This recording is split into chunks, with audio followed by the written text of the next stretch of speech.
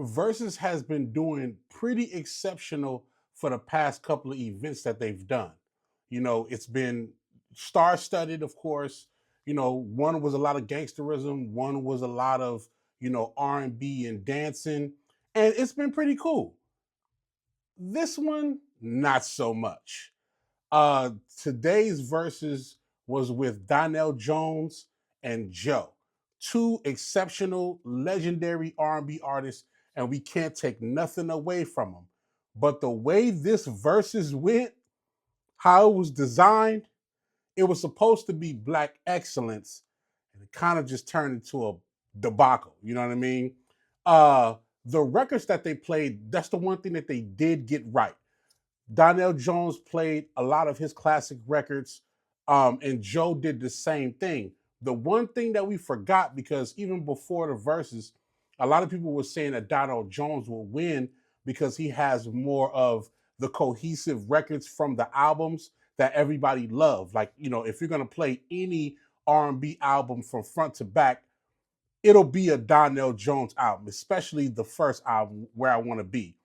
But people forgot that Joe has great records, not just on his projects, but he got great records in all different spaces, on soundtracks, on other people's albums, on TV dramas.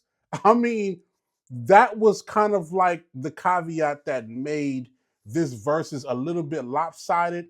Not to mention that, let's just be perfectly honest, that Donell Jones was not performing the records the way that everybody thought that he would.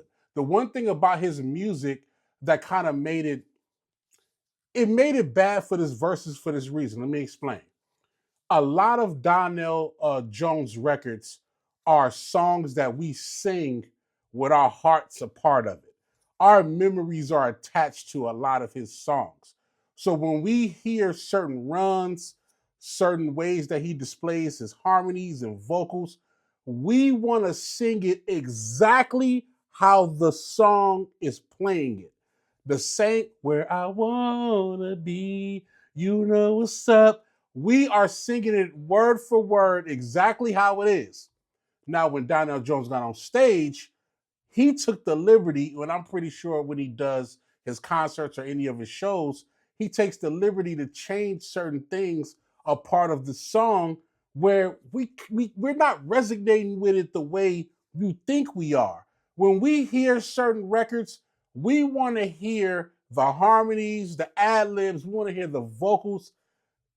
To our fault, we want to hear it exactly how the song is, exactly how the album played. We want to hear it like that. And that's not what Donell Jones did today. It was certain runs that we were unfamiliar with. It was like he was doing a little bit too extra. And a lot of people are saying that his voice wasn't really up to par the way Joe's voice was, but you could tell that, in my opinion, you could kind of tell that Joe performs a lot more and has been preserving his voice a lot more than Donell Jones. Let's just be honest. They both look good. They both are shining. They both got their outfits on. They're doing their thing.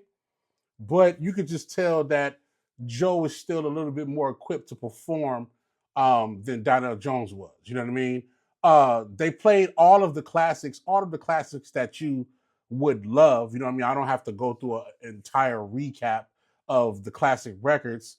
But one thing I will talk about,